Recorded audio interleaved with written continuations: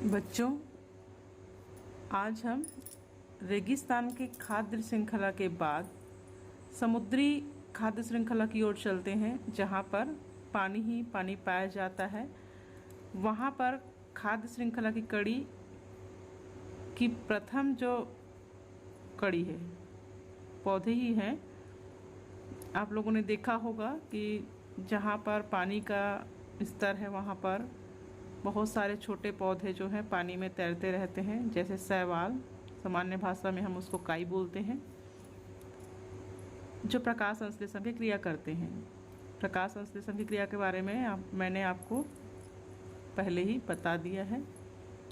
और समुद्री जो खाद्य श्रृंखला है वो बहुत लंबी होती है, क्योंकि यहाँ पर जो पौधे हैं वो प्रकाश संश्लेषण की क्रिया करते हैं और पानी में ऑक्सीजन गैस देते हैं, जिसके द्वारा वहाँ पर जो रहने वाले जीव जंतु हैं वो जीवित रहते हैं, जैसे मछलियाँ।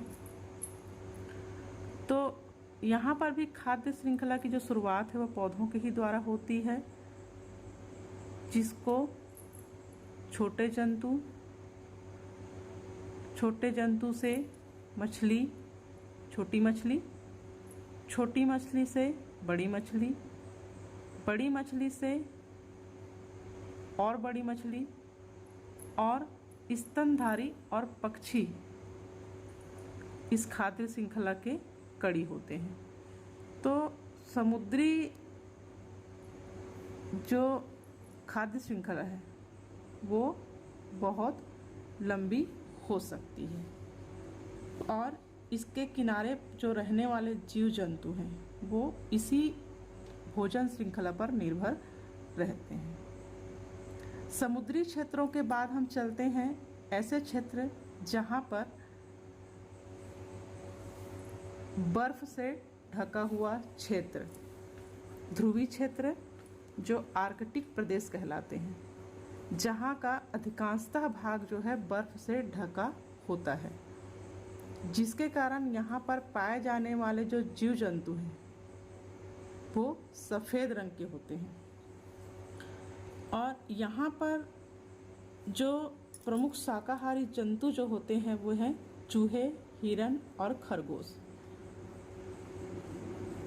और यहाँ पर जो पाए जाने वाले जो जंतु हैं उनमें बर्फ के कारण बहुत कठिनाइयों का सामना करना पड़ता है। इस प्रदेश के प्रमुख जो मांसाहारी जंतु हैं भालू, भेड़िए, लोमड़ी और उल्लू। आर्कटिक प्रदेश के जो भालू हैं वे आकार में बड़े होते हैं और सफ़ेद रंग के होते हैं, इसलिए हम इसे ध्रुवी भालू भी कहते हैं।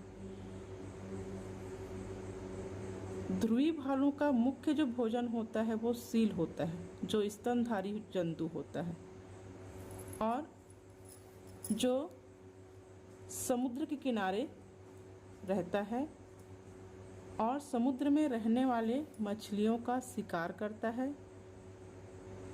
और यहीं से इस समुद्री या ध्रुवी जो क्षेत्र हैं उनकी खाद्य श्रृंखला का निर्माण होता है, जिसमें पौधे, छोटे जंतु, बड़े जंतु, बड़ी मछलियाँ, सील और ध्रुवी भालू।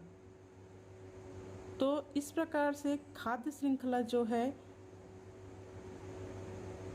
कहीं न कहीं पौधों से जुड़ा होता है, जिससे सभी जीवधारी जो हैं वो आपस में जुड़े होते हैं और इस प्रकार से सभी जो जीव जंतु हैं वो पृथ्वी पर अपना जीवन यापन करते हैं। इससे संबंधित कुछ प्रश्न आपको दिए जाएंगे और अगले क्लास में हम अगले अध्याय के बारे में चर्चा करेंगे। धन्यवाद।